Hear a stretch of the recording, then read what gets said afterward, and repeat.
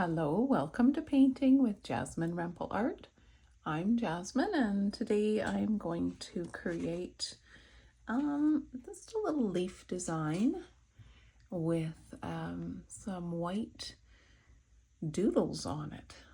So here we basically have a wet on wet watercolor in each leaf, and then once it dried I came in with a white ink and created some doodles, and in the end kind of a fun effect. Today I'm wanting to do that on a card, a greeting card.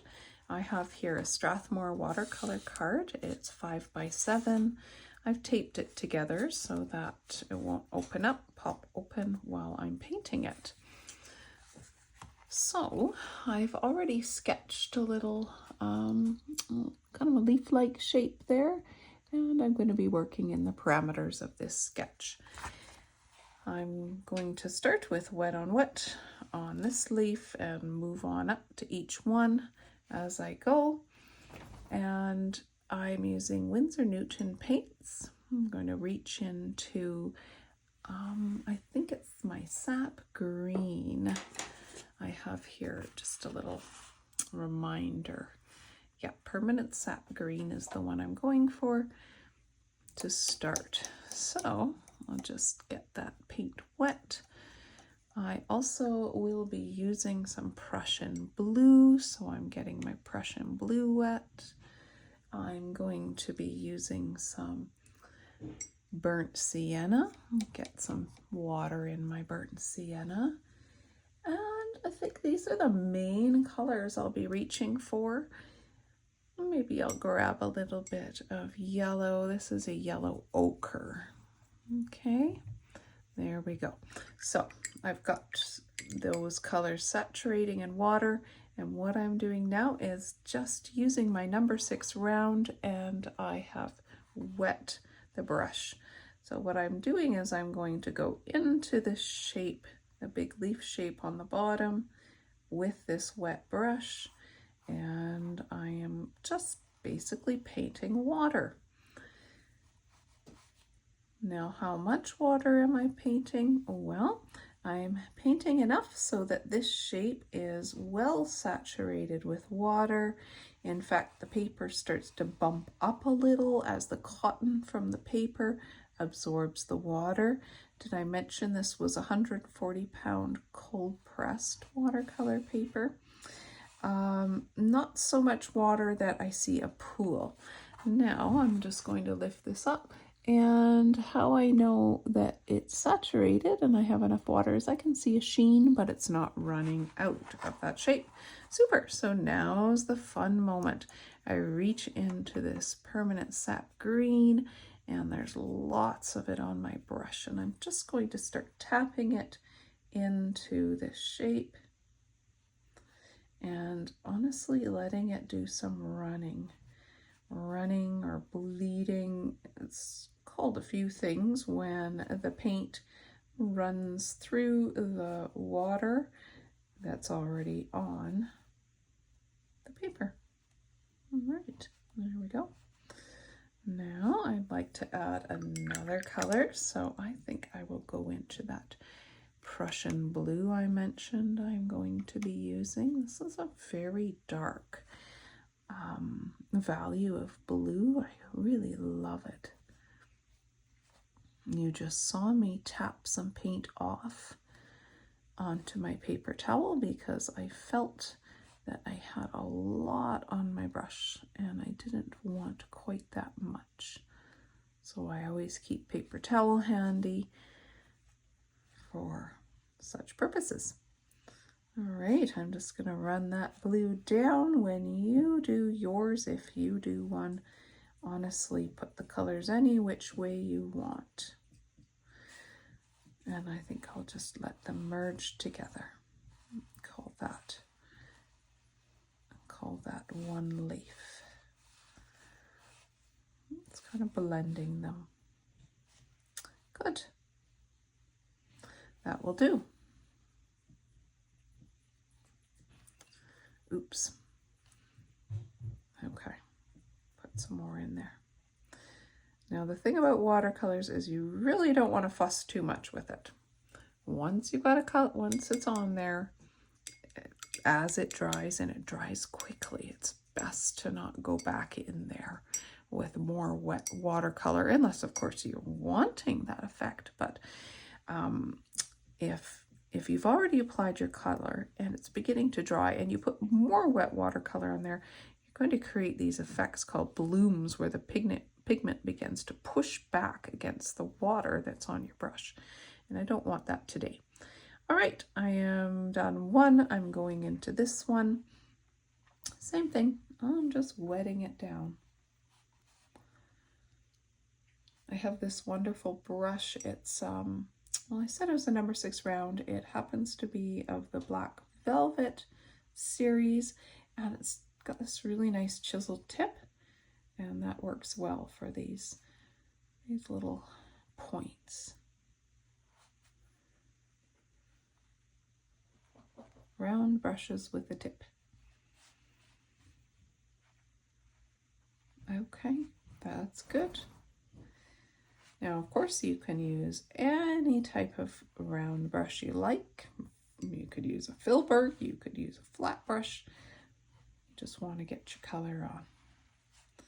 Okay, now I think I'm going to start with the exact same color in the exact same method. That nice green.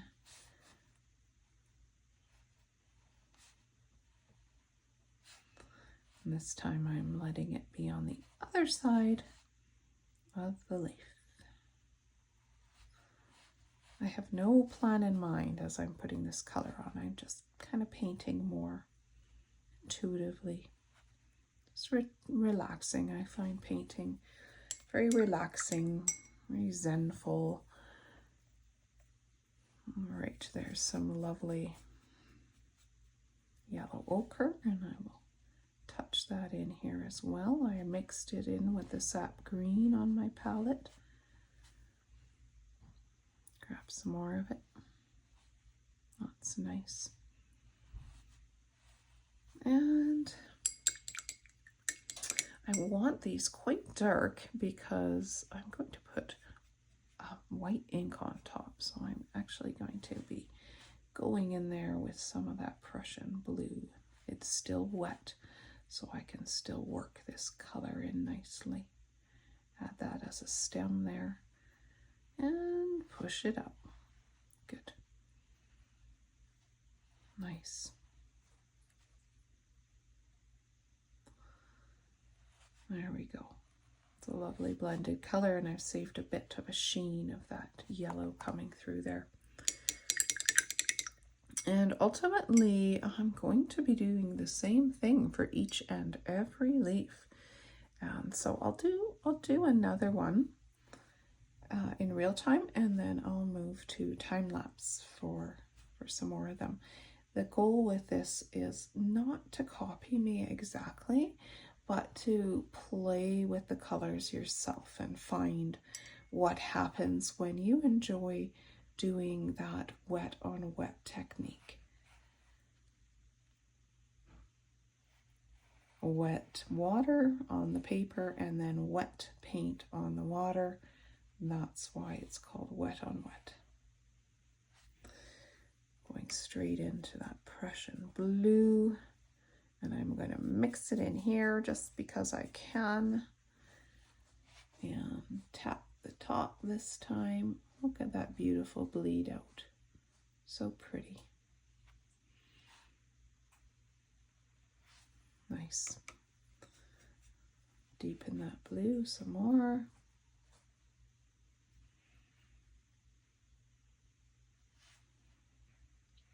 This is definitely my happy place. Big sigh. A load comes off when I paint, I find. Such a peaceful time for me to go in my art studio and close the door. Let's go into that burnt sienna and paint. This is going to be a beautiful contrast. Might look like it's a little more fallish in the leaf color now.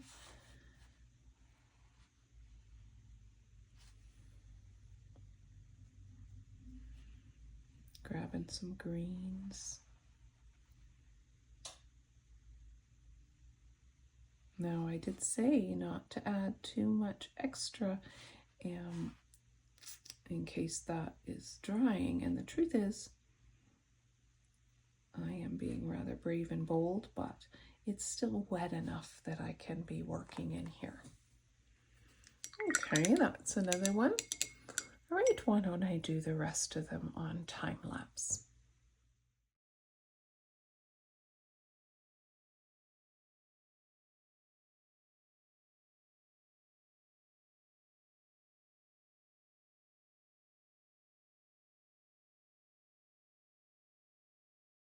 All right, I've been having so much fun. Now I'm going to do the last one on real time. I ended up, when I turned off the camera, and I started to be a little more experimental on the last few leaves, so I want to show you what I was doing here. I wasn't blending as much. I was just adding bright and bold colors, and I like that. So let's do it on this last one. So there's my application of water. There we go.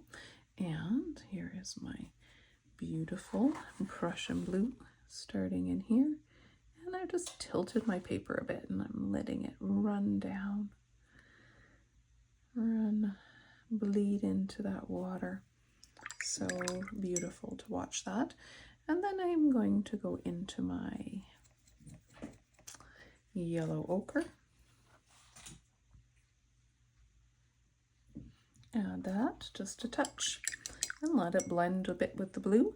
And then I think I'll top it off with the green, Sap Green. Tap that into the tip and I'll turn it this way. Persuade it to run down into the rest of the colors.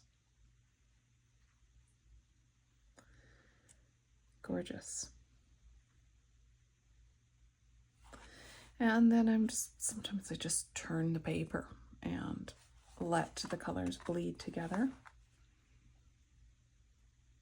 You don't always know what you're going to get when you do this, but that's the fun of watercolor.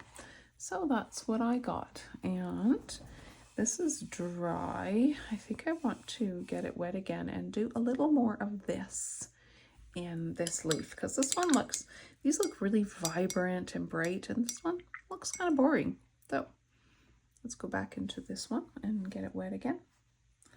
And what I'm going to do is, now when I'm getting it wet, I just want to do it very gently, no scrubbing, no rubbing. And I'm just going to apply a little more color, and it will just go right over top of the color that was here before. And here we go. So again, Prussian Blue. Let's start it from the tip. There we go.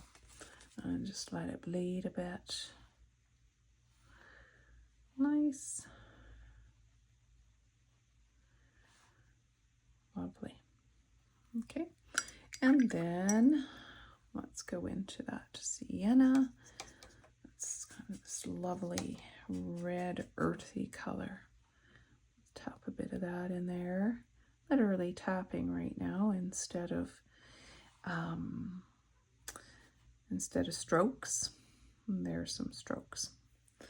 Okay, and then let's add a little bit of the green. I already have some down here, so I'll just deepen that a bit. Deepen that up. There. Gorgeous. Gorgeous and fun.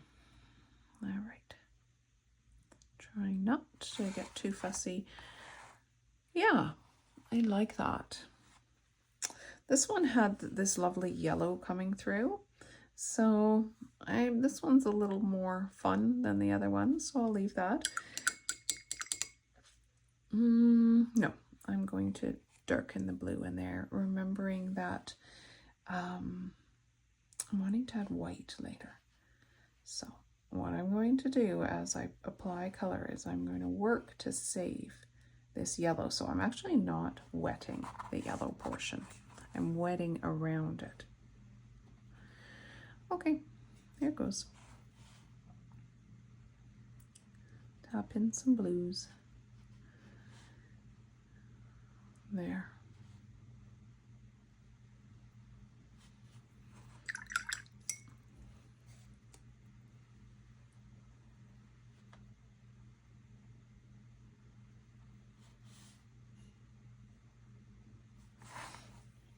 Good. I'm going to bed in the top one. You just add a bit of that sienna right there. I got the top portion wet, and now I'm just tapping in a bit of sienna in the top portion only.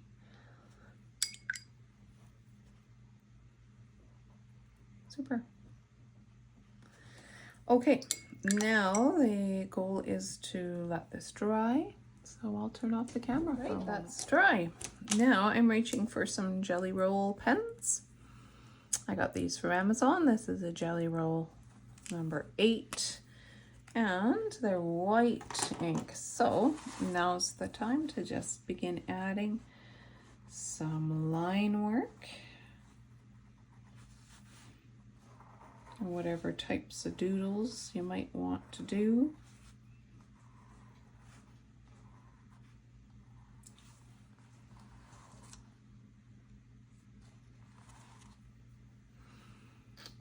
Make sure the pens are working okay. And they seem to be. Here's another 8. I'll try that one on this side and maybe just make some circular marks on this side. Zoom in for you.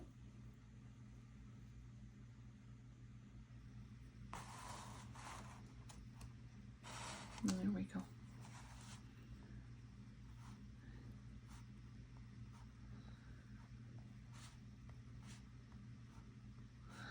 It's just time to play, really. Anything will do on the leaves.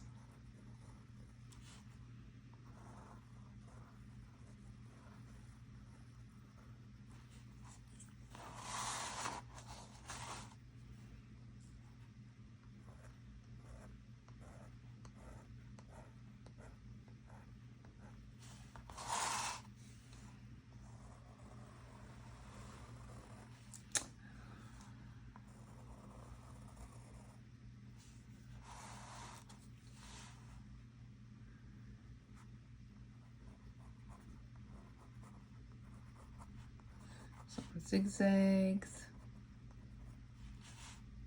some dots, some lines, some simple straight line veins.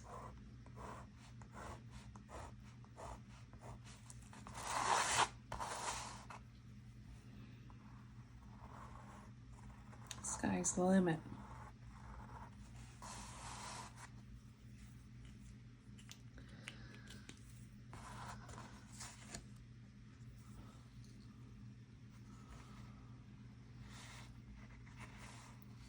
And my little one at the top needs a little something something as well. Okay, and there's a card with some line work on it. I've got my liner brush here. I'm going into that Prussian Blue, and I'm going to sign this with my JR, Jasmine Ripple. And I'm reaching for a round brush. I've grabbed a number 4, and I'm just going to use some of these colors and do a little splattering just to fill in some of that white space and add some interest.